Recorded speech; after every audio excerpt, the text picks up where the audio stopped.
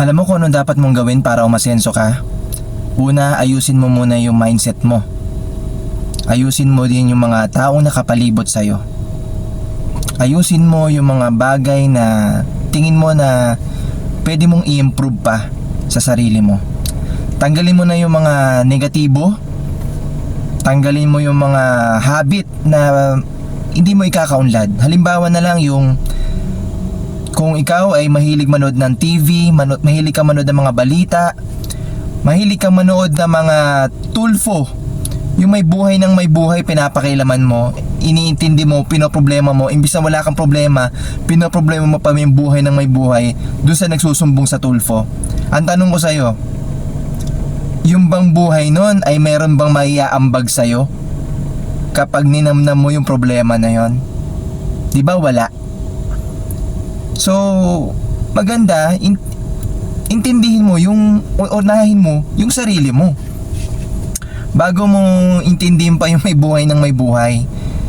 Tapos, kapag hindi ka umaasenso, sisisihin mo pamilya mo, sisisihin mo yung anak mo, hindi ka sinusustentuhan. Sisisihin mo yung magulang mo, hindi ka sinusuportahan. Sisisihin mo yung mga kapatid mo, hindi ka tinutulungan. Ang sarili mo hindi mo tinutulungan eh. Hindi mo inaamin sa sarili mo na wala kang ginagawa dahil tamad ka. Tapos pag may dumating opportunity sa'yo, lagi ka nagdadasal sa Diyos na sana matapos itong problema ko, na sana yumaman ako, mabayaran ko lahat ng mga utang ko, na sana may dumating na opportunity sa akin. Pero alam mo ba na ikaw mismo ang nagre-reject sa dinadasal mo?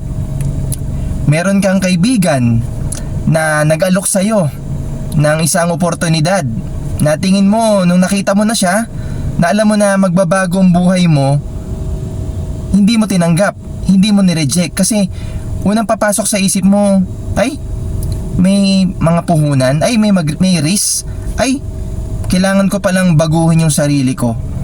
So, kung ganun yung magiging mentality mo at ganun yung mindset mo, talagang hindi ka aasenso.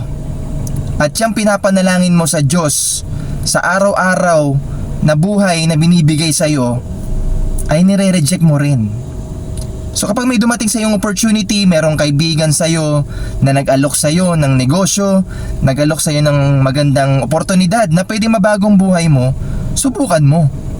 Wala namang mawawala. Mas maganda nga yung oportunidad na yan na ibibigay sa iyo, pwedeng mabago mismo ang buhay mo. Hindi lang buhay mo, pati ng pamilya mo.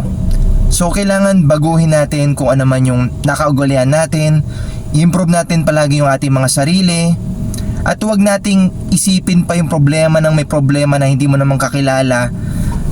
Yung binababad mo yung mata mo at isip mo sa social media na puro away, puro krimen, puro negatibo, na wala namang iambag sa buhay mo. Simulan mo na alam mo yon, yung maghanap ka.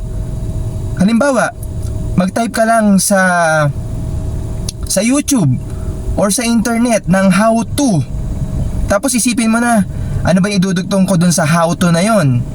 Pwedeng how to improve yourself, how to start a business, how to make an opportunity, yung mga ganon. Hindi yung puro negatibo na lang, yung isasaksak mo sa utak mo. Kasi pag ganyan ang ginawa mo, well, ang bad news ko para sa'yo, hindi ka talaga asenso at hanggang dyan ka na lang at lalo ka pang malulugmok sa kinalalagyan mo ngayon. So ngayon, kung napapanood tong video na to, simulan mo na, ngayon na. Simulan mo nang baguhin yung buhay mo. At kung may oportunidad na dumating sa'yo, subukan mo. I-research mo yung tao na nag-aalok sa'yo. Tapos i-search mo din yung opportunity na inaalok din sa'yo, kung legal ba yan, ethical. Kapag okay naman siya, i-grab mo, subukan mo. Malay mo, yan pa yung magpabago ng buhay mo at ng buhay ng pamilya mo.